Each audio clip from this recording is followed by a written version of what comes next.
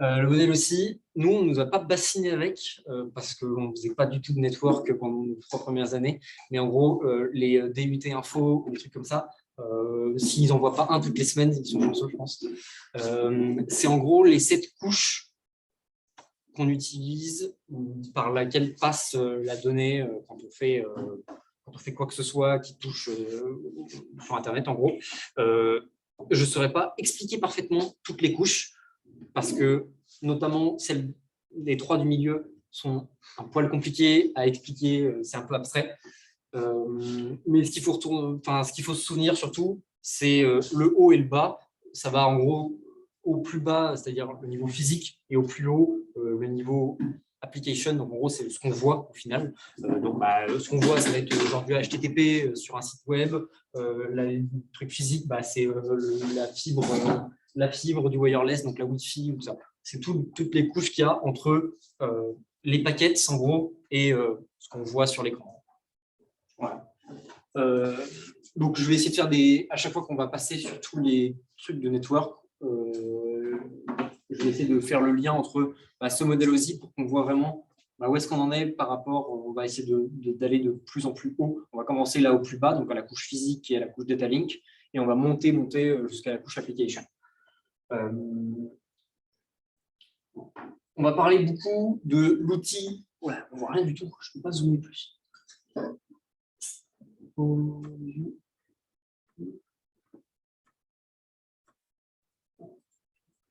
Contrôle plus, ça marche pas. C'est quoi? Contrôle shift égal. Quoi?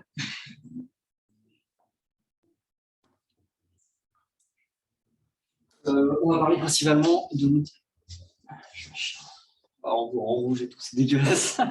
Ce ne sera pas aussi dégueulasse sur le vrai PDF. On va parler principalement de l'outil Wireshark. On l'utilise pour faire 2 choses principalement: capturer des paquets et lire des paquets. Des paquets, vous allez m'entendre beaucoup dire ce mot-là, c'est en gros une trame en français, et ça peut être de plein de choses. Ça peut être une trame Wi-Fi, ça peut être une trame Ethernet, ça peut être une trame en gros. Il y a plein de types de trames différentes, et elles sont utilisées pour porter de la donnée d'un point A à un point B avec plein de protocoles différents. Donc en gros, il y a des trames qui passent par de la Wi-Fi, mais c'est des trames HTTP par exemple. Voilà, et juste pour donner un exemple comme ça, Wireshark, pour ceux qui l'ont, ça ressemble à ça. Ça ressemble à ça quand on l'ouvre, et du coup on va pouvoir, je vais vous montrer, on va faire est-ce qu'il y a le truc? Ah non, évidemment, il va falloir, je l'ouvre du coup en Wireshark, je suis obligé d'ouvrir en sudo, parce que les interfaces network, donc normalement quand vous faites la commande que je vous ai montrée juste après là, c'est pour montrer notre adresse IP à nous. Je vais parler un petit peu de ce que c'est les adresses IP et les adresses MAC, mais quand je montre notre adresse IP à nous, donc quand je fais la commande IPA, il me montre que j'ai une. Il va peut-être pouvoir donner un peu.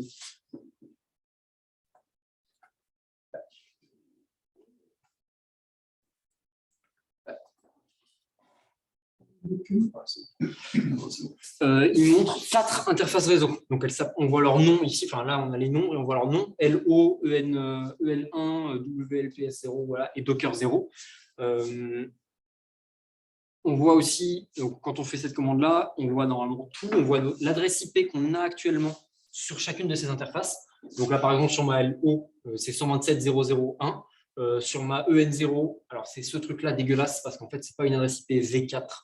Les adresses IP V4, c'est l'adresse, en gros, les adresses IP en général, c'est les adresses qu'on utilise pour nous représenter sur le network, que ce soit un network local ou un network online, donc global.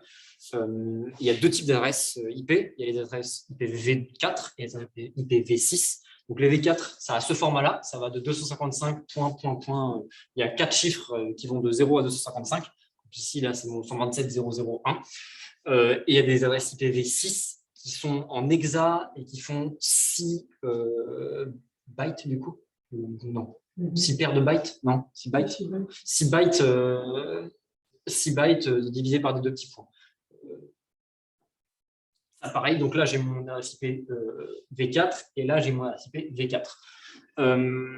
le petit slash qu'on voit après, c'est le range sur lequel on va pouvoir aller. Alors, je vais expliquer ce que ça veut dire, le slash 8, le slash 19 et tout ça, et le slash 16.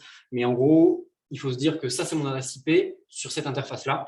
Ça, c'est mon adresse IP sur cette interface-là. Donc, du coup, pour rapidement, mon LO, c'est mon loopback. Mon loopback, c'est l'interface réseau qui est réservée à mon PC. Personne d'autre peut y accéder. C'est d'ailleurs pour ça qu'en fait, 127.0.0.1, c'est moi-même. Donc, quand je fais la commande ping, c'est sûrement pour checker si un host, donc un PC qui a cette adresse IP-là, répond. Donc, quand je fais ça, il va me répondre. D'ailleurs, c'est super rapide. Voilà, le time 0.050 millisecondes, c'est parce qu'en fait, il ne sort même pas de mon PC par la Wi-Fi. Directement, il est sur l'interface loopback. Donc, il appelle juste mon PC, il fait un ping sur mon PC.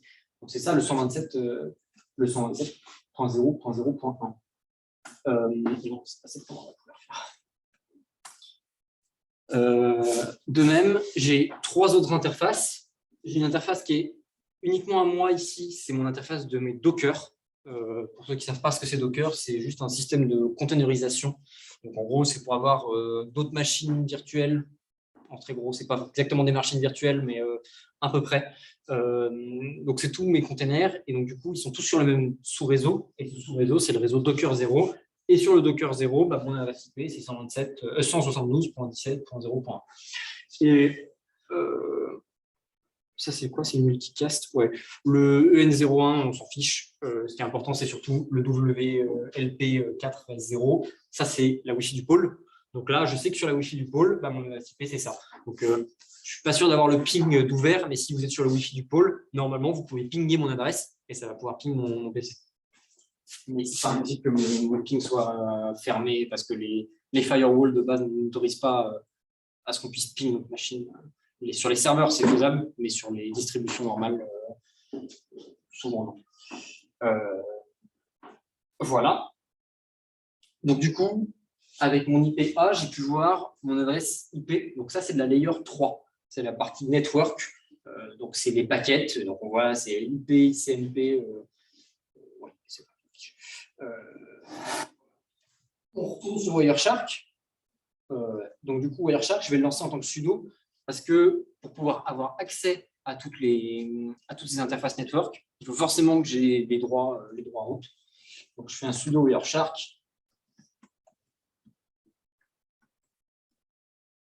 Hop, il se lance. Et du coup, hop, je retrouve mes interfaces réseau ici. On voit celles qui sont utilisées. NI, c'est toutes. Mais donc, du coup, on voit celle du pôle. Donc, je vais aller capturer le réseau que je vois du pôle. Hop, je me mets dessus. Et là, je vois des trucs. Là, je vois beaucoup de paquets même. Je vais pouvoir arrêter. On a vu pas mal. Il en a fait passer 1200 là. Il y a beaucoup de paquets, mais il y a surtout. Alors, qu'est-ce que je veux vous montrer? Hop, on passe, je crois. Donc, là, on a fait la partie capture de paquets et donc on peut faire de la partie analyse de paquets. Donc là, je suis sur Wireshark, j'ai tous mes paquets qui sont là, on voit leur protocole. On va discuter un petit peu de chacun des, peut-être pas de tous, de quelques protocoles qu'on rencontre ici. On a à chaque fois la source, la destination. La source, la destination, et puis le temps et le numéro du paquet. Ce genre de... J'avais pas vu. Attends, je pense.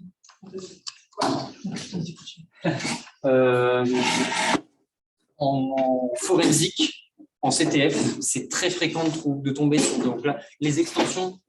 L'extension Wireshark, c'est PCAP ou PCAP-NG. C'est très fréquent de tomber en challenge de forensique sur juste des PCAP avec 10 000, 1 million de paquets. Et il faut trier des choses, il faut trouver des choses.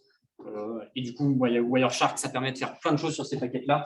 Je pense notamment, hop, on a un petit bouton statistique qui est là.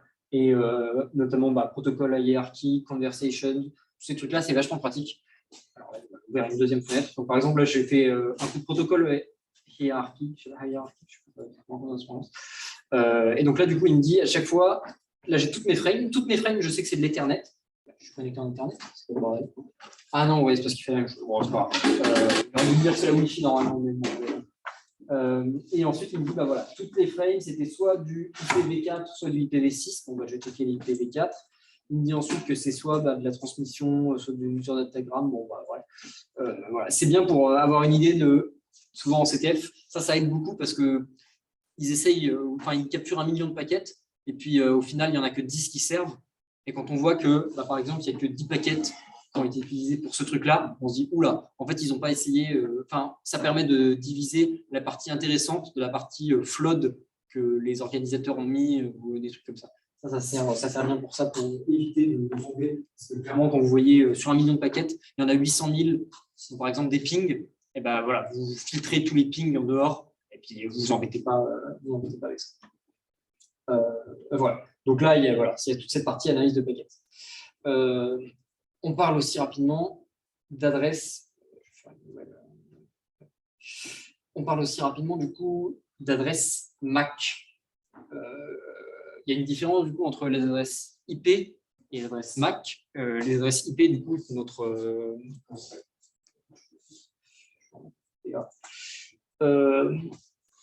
et une adresse MAC aussi. Donc l'adresse IP, c'est ce qu'on a du coup, quand on fait notre IPA, c'est les adresses IPv4 ou les adresses IPv6. C'est ce qui nous représente sur le réseau. Les adresses MAC, elles ont le même format que les adresses IPv6. Attends, c'est bien ça. Dire de bêtises, mais ah non, mais en fait, elles sont même pas marquées, je crois. Elles sont peut-être pas marquées sur le IPA. Bref. L'adresse MAC, pardon, c'est l'adresse physique de n'importe quoi. En gros, tous les trucs qui peuvent se connecter à Internet ont une adresse MAC. C'est une adresse pareille en 6 bits en hexa. Ça ressemble à une adresse IPv6. Et en gros, c'est ce qui permet de faire. Là, on va voir en gros ce qui fait le lien entre notre adresse MAC, donc notre adresse physique qui est hard-codée sur notre ordinateur. C'est-à-dire à chaque fabricant sait quelle adresse MAC il a mis sur tel ordi. Alors que une adresse IP, là, moi, je me déconnecte de la Wi-Fi, je me reconnecte, j'aurais pas la même adresse IP. Elle change à chaque fois que je me reconnecte, selon comment est configuré l'indexage de ça. C'est clair, ça pour tout le monde? Il n'y a pas de questions, c'est good. On passe à la suite. Du coup, pour parler d'un point à l'autre, je vais peut-être prendre je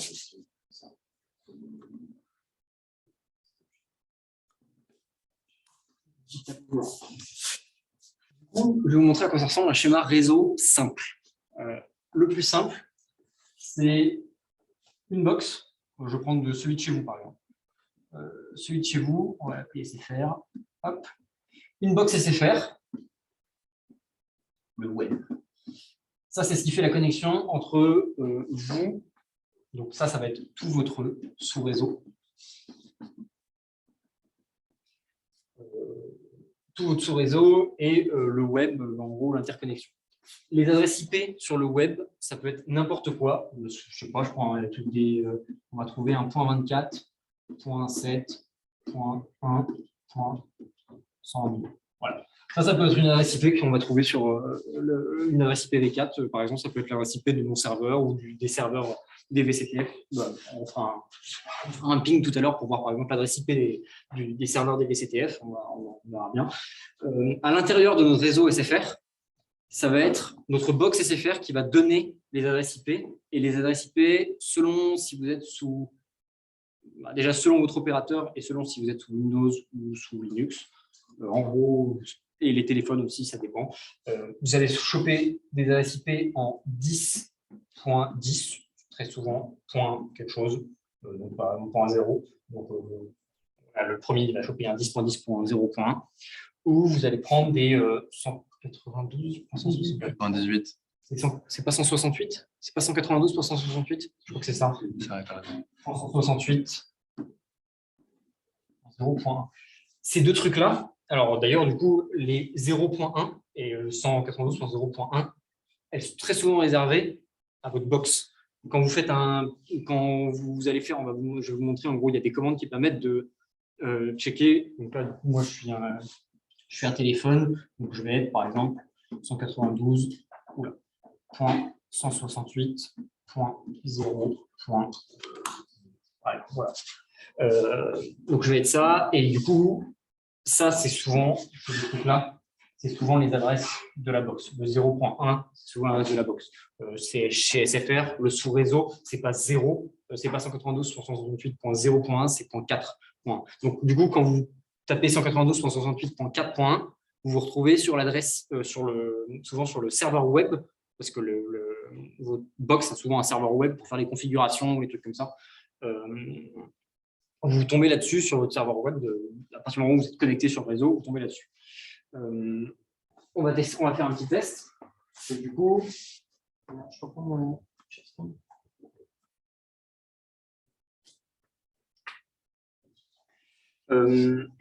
Donc là, on va parler rapidement.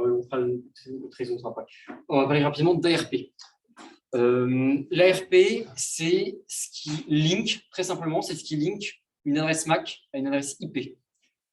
Les routeurs en ont et les utilisateurs en ont. Donc, en gros, une table ARP, c'est super simple. C'est une adresse IP. Ah merde, je ne peux pas écrire, je suis con.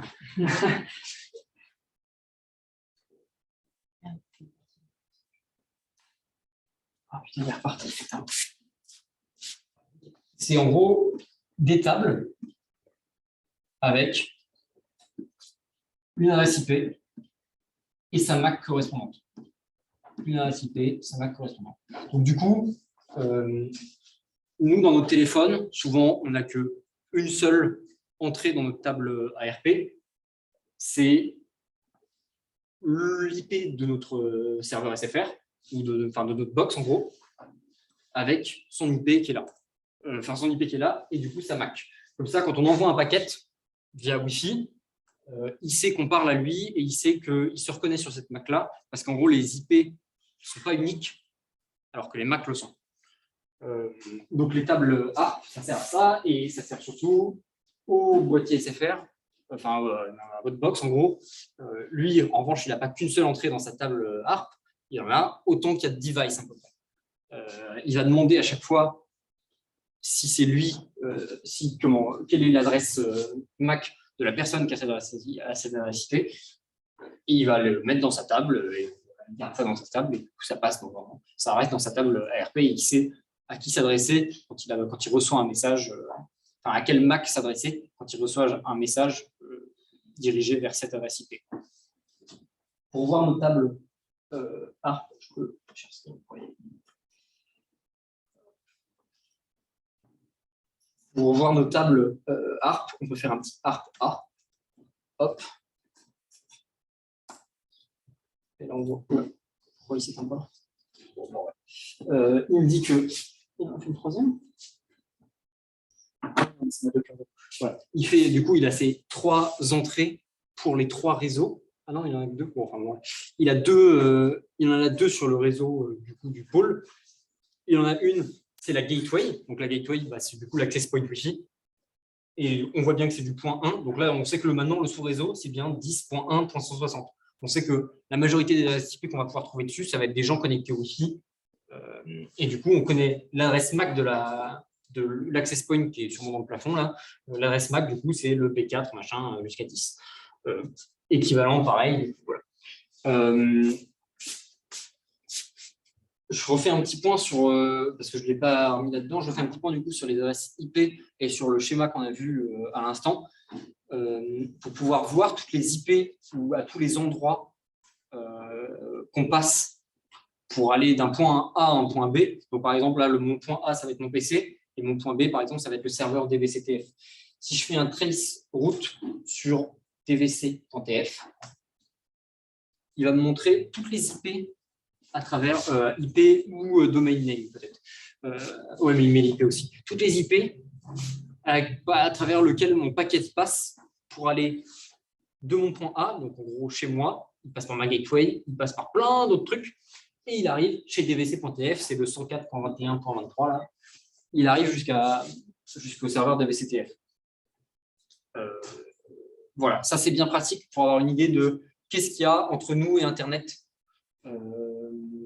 Parce que quand on est dans un réseau ou même dans un sous-réseau, et qu'on a accès à Internet, on ne sait pas forcément par combien d'access points on passe, on ne sait pas forcément par combien de routeurs on passe. Ça nous permet de trouver, d'avoir une meilleure idée de là où est-ce qu'on est. Voilà, alors là, je ne suis pas sûr que ça change grand-chose parce qu'il va les reprendre tout de suite, mais je pourrais faire un ARP-D pour delete ma table ARP et refaire un ARP-A pour remontrer la table que j'ai eue. Et on va pouvoir aller voir du coup sur Wireshark. Là j'en ai une, je vais peut-être d'ailleurs filtrer.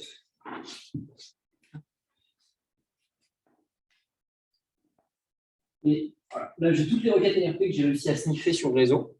Donc, on voit déjà toutes les sources.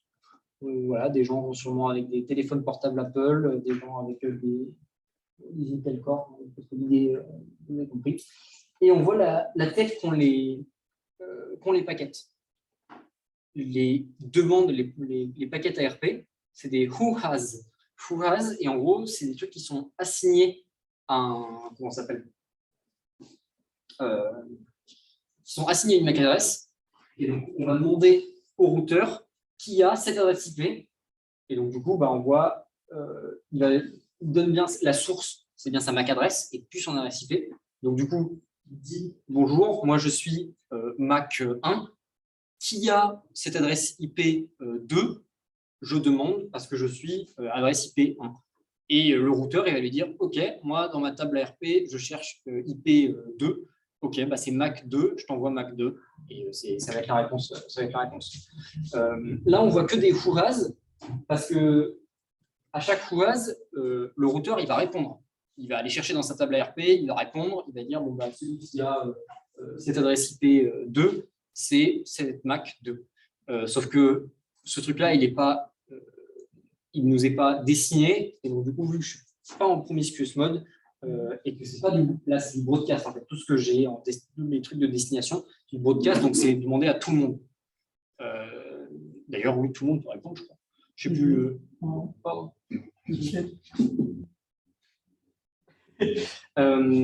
Donc là, c'est du broadcast. La différence, donc, si j'enlève mon RP, normalement, tout devrait être.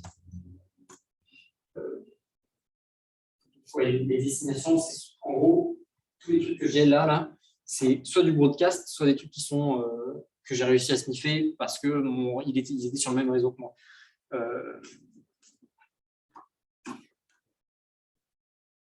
Et donc, du coup, il remplace, quand il a besoin de parler à une adresse IP, on demande l'adresse MAC au routeur, il répond, c'est cette adresse IP-là, et on peut lui parler librement. Enfin, le routeur, c'est à qui on parle plus facilement.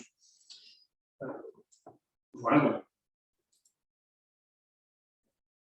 Alors, on va parler un petit peu du problème que ça implique l'ARP.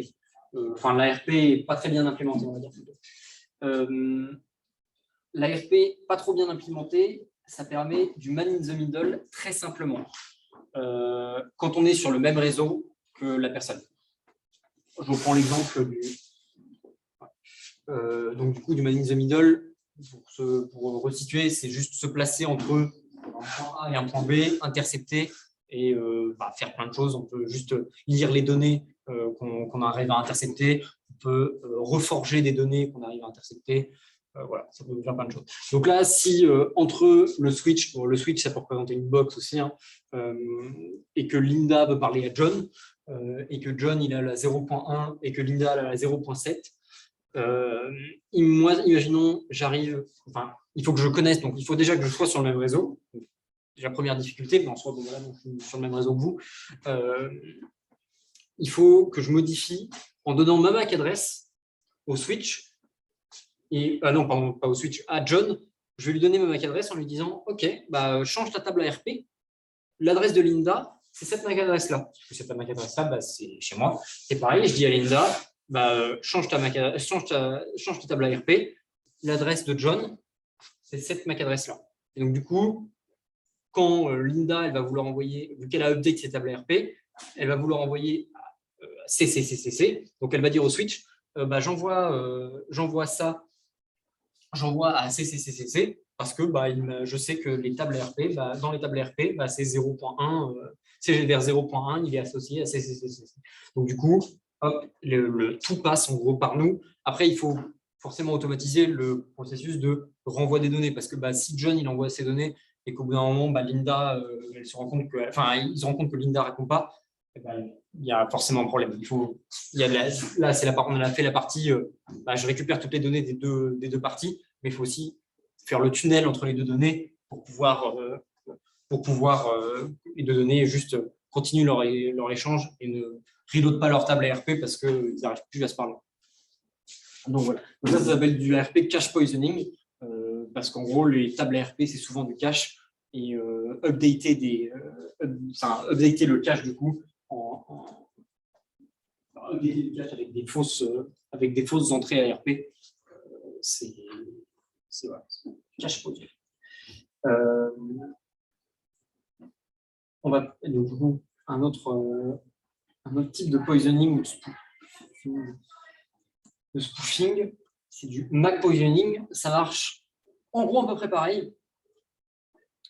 C'est juste que là, on parle pas avec, il n'y a pas de problème de deux personnes qui se parlent. C'est juste se faire passer parce qu'en fait, c'est très simple de juste crafter des paquets Wi-Fi ou Ethernet. C'est très simple de crafter des paquets en disant, en fait, ma MAC adresse, c'est pas celle que j'allais envoyer, c'est celle-là. Ça, c'est juste du spoofing de base. Donc voilà, oui, c'est là le petit schéma, il vous explique que c'est un DHCP. Alors, non, en fait, je vais en parler de DHCP, donc je ne vais pas vous expliquer ce que c'est maintenant.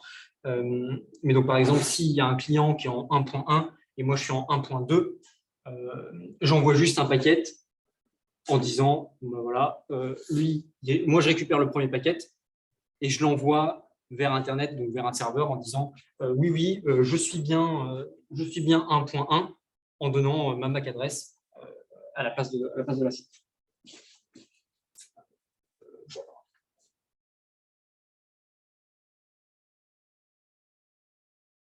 Ah oui, voilà. Donc là, en gros, on monte. Alors, du coup, j'ai complètement skip toute la partie. Là, on est parti on a commencé à Data Link Network. Je skip toute la partie transport, session et présentation. Soit parce que, alors, si présentation, je vais peut-être en parler un petit peu. On va parler un petit peu de SSH. Mais la partie TCP/UDP, elle n'est pas, entre guillemets, cruciale pour la compréhension de ce qui se passe au niveau de l'application. Vous allez comprendre tout de suite en fait, ce que c'est TCP/UDP. C'est en fait le protocole général sur lequel tout se base. Mais là, vu qu'on parlait de réseau, on va continuer rapidement avec le DHCP et le DNS. Le DHCP, c'est donc du coup Dynamic Host Configuration Protocol. C'est ce qui donne l'IP à chaque client. Donc en gros, une box, elle a forcément un serveur DHCP à l'intérieur. Et dès qu'on se connecte à la box, elle nous assigne une IP. C'est ça, en gros, que fait toutes les box, même les access points, je crois, la majorité des access points le font aussi. Et donc, du coup, ce serveur DHCP, il nous donne une IP. Et s'il n'y a pas de serveur DHCP qui tourne, on ne peut pas parler aux gens parce qu'on n'a pas d'adresses IP qui sont assignées à nous, qui nous sont assignées. Et on ne peut pas parler, on peut déjà pas aller parler au routeur. Vu qu'on ne peut pas lui donner une adresse IP, on ne peut pas parler au routeur parce que le routeur, avant d'envoyer sur Internet, il faut forcément qu'il sache d'où vient le message. On ne peut pas crafter de paquet tant qu'on n'a pas d'adresse IP. Donc le DHCP, c'est vachement important. Et on peut se crafter manuellement on peut se crafter manuellement une IP. Si par exemple, on est sur un access point qui ne donne pas, donc, par exemple, un switch, si on est juste sur un switch et que en amont, en aval, ouais, bon, vous avez compris, c'est que derrière le switch, il y a une box qui ne donne pas de DHCP, et on peut nous-mêmes configurer notre truc dans l'idée où on sait quel est le sous-réseau. Donc ça, on peut demander sans problème à notre interface réseau. On peut demander quel est le sous-réseau. Et donc là, par exemple, si notre interface réseau, c'est ETH0, et qu'on sait que le sous-réseau, c'est 192.168.43, voilà, je m'assigne la IP 2.226. Le problème venant de, s'il y a quelqu'un qui a déjà la 226, je ne sais même pas s'il accepte. Si, il accepte et ça gère dans son entrée d'ARP table, ça gère juste l'ancien 226 pour le nôtre. Voilà, et donc il faut configurer aussi le masque et le broadcast. Le broadcast, du coup, je ne l'ai pas expliqué tout à l'heure, on l'a vu. Il y a 3 types, mais je ne me souviens jamais de ce que c'est le deuxième. Mais il y a du unicast et du broadcast. Le unicast, c'est quand on veut parler à une seule personne. Donc, par exemple, je suis 0.1 et je veux parler à 0.2, j'envoie mon paquet à 0.2. Et imaginons que je veux parler à tout le monde sur le sous-réseau. Et du coup, c'est pour ça qu'on utilise les broadcasts. Les broadcasts, c'est tout le temps 2.255. Donc, multicast, non, le deuxième. Alors ouais, c'est le troisième, c'est multicast, mais je ne me souviens plus comment ça marche. C'est du uni, mais juste on en envoie à plusieurs personnes. Sans parler à tout le monde. Ah, c'est peut-être ça. Ouais, t'as raison. Oui, du coup, c'est ça. Donc, multicast, c'est du unicast, mais multiplié. Alors que le broadcast, il ne se pose pas la question, il envoie vraiment ça de 0 à 255. Voilà. Et du coup, et la dernière commande, il faut ajouter notre TH0 à nos routes. J'explique ce que c'est les routes. Non, je ne vais peut-être pas expliquer ce que c'est les routes parce que ça va peut-être devenir compliqué. On va déjà, si j'ai le temps après, j'expliquerai ce que c'est les routes. Et donc, du coup, on l'ajoute à nos routes en précisant vers quelle est l'adresse IP de notre access point, donc quel est notre gateway, vers lequel le paquet on va l'envoyer, pour qu'il sache que la gateway derrière, elle sache quoi faire. Voilà. Donc ça, c'est de l'assignation d'adresse IP. Maintenant, on va parler de ce qui fait. Qu'est-ce qui se passe quand on tape, par exemple, un ping DVCTF, comment il arrive à retrouver l'adresse IP du serveur alors que je lui ai juste assigné un domain name. Donc ça se fait avec les serveurs DNS. On utilise majoritairement, donc les serveurs DNS, c'est la couche qui est encore après. Donc en gros, quand nos paquets ils sont sortis de notre router, il envoie ça au serveur DNS en disant OK, il m'a demandé de parler à dvc.tf, moi je ne sais pas ce que c'est, résout cette adresse IP, enfin résout l'adresse IP pour ce serveur, pour ce domaine name. On utilise souvent, donc du coup, les serveurs DNS, c'est gros trucs publics. Nous, on utilise souvent, je crois que de base, c'est peut-être pas, c'est à qui un point enfin, je ne sais pas à qui c'est. Mais on utilise souvent 1.1.1 ou 1.1.0.0 ou ceux de Google qui sont un 8.8.8 et 8.8.4.4. D'ailleurs, je vais checker. Oula. DNS, du coup, là, si je fais un ping, d'ailleurs, voilà, ça va être up. Et c'est pour ça que vous verrez souvent des gens pour checker s'ils ont accès à Internet ou pas. Ils checkent s'ils arrivent à ping le serveur DNS de Google. Parce que très peu de chances que ce soit down, même si récemment, on a pu voir que ce n'était pas complètement vrai. Mais très peu de chances que ce soit down. Donc voilà, ping le 8.8, c'est une bonne idée de est-ce qu'on est sûr d'avoir du réseau, est-ce qu'on est sûr d'avoir accès à Internet. Et du coup, on checkera tout à l'heure avec la commande. C'est juste après, non? Ah non, c'est pas après, je parle du. Ah ben non, je parle du DIB, nickel. Et du coup, ces serveurs DNS-là, ils gardent plein de choses, ils gardent des records DNS, ça s'appelle. Donc, c'est plein d'informations sur, par exemple, qui a enregistré le nom de domaine, est-ce que son nom de domaine, il a des sous-domaines, est-ce que. Voilà, plein de choses comme ça. Et ça, c'est lisible avec soit la commande nslookup, soit la commande dig.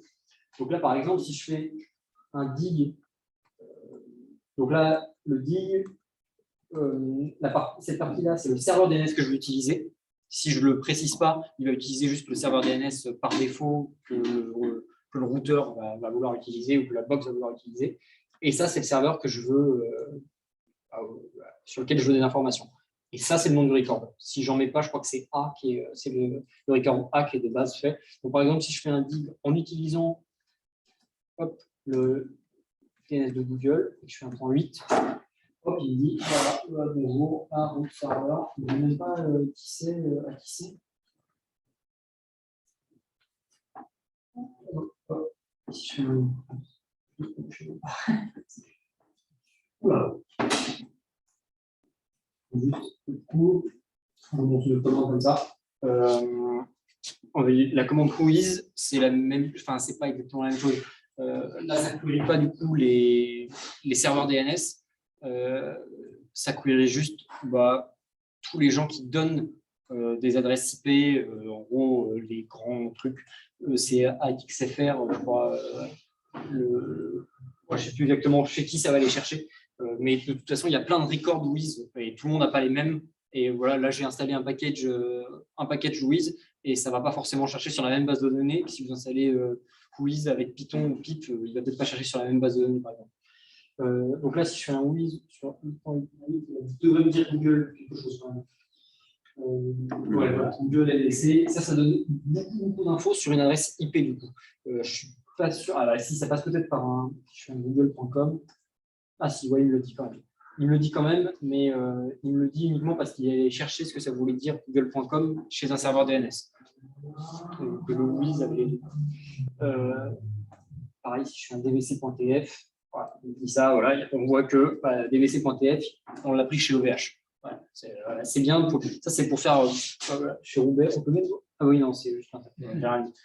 Je pensais que ça montrait où est-ce qu'il était le serveur. Ça, c'est bizarre. Non, ça montre juste le QG d'OVH.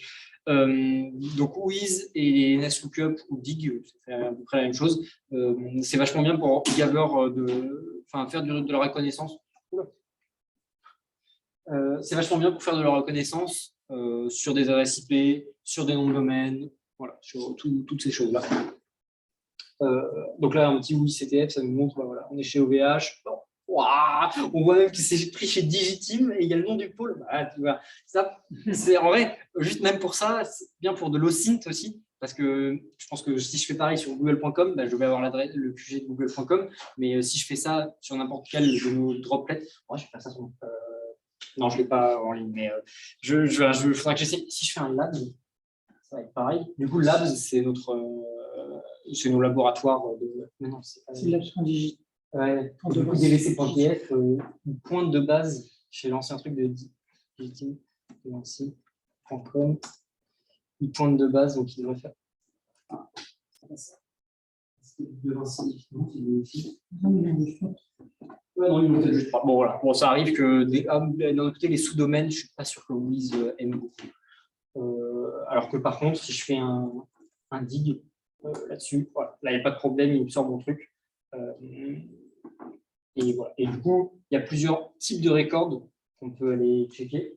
Je ne les connais pas tous par cœur, mais les quick wins en CTF, où on nous donne juste une adresse et qu'on nous dit « Oula, il y a quelqu'un qui a mal setup le DNS », vous allez checker sur le texte et souvent, il y a quelque chose sur le texte. Pareil, là, je crois que d'ailleurs, il n'y avait pas un truc sur le texte qu'on avait pas retiré. Ah non, ouais, je ne sais pas trop ce que c'est. Non, ça ne ressemble pas à un truc qu'on a mis, mais voilà. Dans les records de texte, ça arrive qu'il y a un fait, on ne va pas se mentir. Voilà. Et du coup, voilà, il y en a plein de records DNS. Il y en a aussi, moi, je regardais un truc récemment sur du spoofing d'email. Il y en a aussi sur les, comment ça s'appelle, c'est pas Pop et IMAP, mais c'est les autres SFR, non, SRF. Bon, en gros, les trucs qui gèrent. De quoi? Non, rien à voir. C'est les trucs qui sont. C'est les vérifications de sécurité qui sont faites quand comment ça s'appelle? Un mail est reçu sur une adresse, sur un serveur SMTP. Donc, du coup, de mail, les serveurs SMTP, c'est les serveurs de mailing sur un serveur. Et c'est les serveurs de vérification. Et donc, du coup, il y a un record DNS qu'on peut check pour voir s'il n'y a pas des permissions qui sont autorisées, par exemple, de juste pouvoir recevoir des mails qui ne viennent pas. Nous, c'est sûr que non. Mais par exemple, celui qui a configuré le serveur DNS, enfin, le serveur SMTP de edu.devinci.fr, il aurait pu rajouter une clause en disant je veux que les edu.devinci.fr ou que les étoiles.devinci.fr, par exemple, puissent envoyer des mails sur mon serveur. Auquel cas, n'importe qui d'autre qui n'a pas un mail comme ça peut l'envoyer. Et ça, ça existe dans des compagnies pour des trucs pour les mails internes ou pour juste des trucs internes. Et le DNS nous le dit. Oui, c'est-à-dire, oui, ça me fait penser, enfin, du coup, ça fait penser à un truc, le challenge du coup de l'ECW qu'on a fait. Non, mais c'est vrai, ça fait un bon parallèle. Le challenge de l'ECW récemment qu'on a fait, il y avait une étape où il fallait s'infiltrer dans le réseau. Et pour s'infiltrer dans le réseau, il fallait envoyer un mail à une RH qui allait ouvrir notre mail avec il fallait mettre une macro Word pour mettre du malware sur son PC en gros.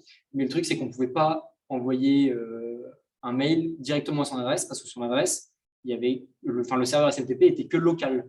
Donc du coup, il fallait forcément qu'on aille envoyer un mail sur le serveur SMTP pour qu'il le redirige. Et donc, il fallait forcément qu'on ait le bon @domainname.com pour que ça puisse lui envoyer et l'envoyer sur leur serveur SMTP qui était en local, qui n'est pas accessible depuis Internet. Voilà. Le DNS, ça a aussi des problèmes. Alors, encore une attaque qui entre guillemets, déjà est super compliquée parce que la majorité des attaques que je vous ai montrées tout à l'heure, c'est des attaques qui ne se font plus aujourd'hui parce qu'ils ont forcément, là, DNS, ils ont DNSSEC, ARP, je ne sais même plus comment il s'appelle, mais il y a des trucs en gros qui forcent l'authentification ou qui forcent un petit peu de chiffrement, qui en gros empêchent toutes ces genres d'attaques. Mais ça arrive, par exemple, sur des box avec The Box, de tomber sur un DNS mal configuré, tomber sur un serveur DHCP mal configuré, et là, c'est golden. Après, c'est des attaques qui ont genre 20, 30, 40 ans, mais c'est pas grave, il y a des fois où c'est mal configuré, donc ça marche quand même. DNS, ça a tous les noms possibles, ça s'appelle du spoofing, du cache poisoning, du hijacking, mais c'est exactement la même chose. C'est en gros juste injecter une fausse IP à un nom de domaine sur un serveur DNS. Donc en gros, par exemple, le client, il dit bonjour, je voudrais arriver sur dvc.tf, est-ce que vous pouvez me donner l'adresse IP? Et vu que moi, il allait lui donner la vraie adresse IP, sauf que moi j'ai injecté en lui disant bonjour, je suis dvc.tf, en fait je ne suis plus sur cette adresse IP là, je suis sur cette nouvelle adresse IP là, et du coup il va résolve dvc.tf sur une fausse adresse IP. Voilà, c'est pratique pour faire des petits fiches, du phishing de credentials ou des trucs comme ça. Mais ça peut même être utilisé pour. Si on arrive si on voit que quelqu'un est connecté sur un DNS qui n'est pas sécurisé, que le routeur pointe vers un DNS qui n'est pas sécurisé et qu'on peut rentrer ça, du coup, tous les gens qui sont sur le sous-réseau de ce routeur, ils sont affectés. Donc, imaginons, je dis bonjour, google.com ou facebook.com, c'est plus sur cette adresse IP là, c'est sur cette adresse IP là. Et puis, là, c'est golden parce que j'ai juste à mettre une fausse page de login sur Facebook et puis rediriger vers la bonne adresse IP dès que j'ai chopé leur credentials, leur mot de passe. Et puis, voilà. Et oui, une autre petite, ça, j'en parlais avec, je ne sais pas si Arthur il est pas là. Non, je parlais avec Arthur récemment parce qu'il était il y a un challenge de transfert de zone sur Route1000 et du coup on en parlait et du coup un autre comment s'appelle une autre attaque très commune qui était d'ailleurs dans une box avec The Box, la box qui est sortie, qui a été retired il y a 2 semaines sur Xbox, c'était exactement ça, il fallait faire un transfert de zone sur DNS. En gros, les serveurs DNS, il y en a plein partout, parce que il faut que tout le monde puisse y accéder, quoi. Et rapidement, c'est un truc qui est constamment sous tension, et donc du coup, ils ont un truc pour se passer, c'est tout en plus dans les mêmes, dans le sens il y a le même à Paris, il y a sûrement le même à Roubaix pour OVH, il y en a partout des serveurs DNS, et du coup, pour accélérer le transfert de données entre un serveur DNS qui a des milliards de tables entre chaque nom de domaine et chaque IP, pour accélérer ça, ils font des transferts de zone. Et du coup, on peut faire des transferts. Il y a moyen, des fois, de faire des transferts de zone non authentifiés, où la clé est en clair, je ne sais pas, ou des trucs comme ça. Et donc, du coup, on peut demander au DNS OK, donne-moi tous tes trucs. Redonne-moi toutes tes infos. Et du coup, sur des serveurs DNS locaux, ça peut être l'enfer parce que du coup, on tombe sur des nouvelles IP, on tombe sur des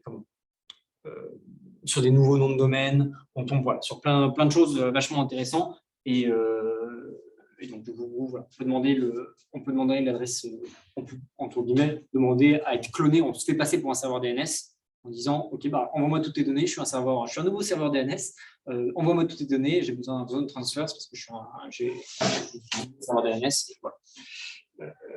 Et ça, c'est assez. Enfin, moi, en tout cas, j'ai l'impression que des trucs pas très sécurisés comme ça, en local, moi, ça me choquerait pas que ce soit pas, qu'il n'y ait pas un DNS sec sur. Alors, ouais, on y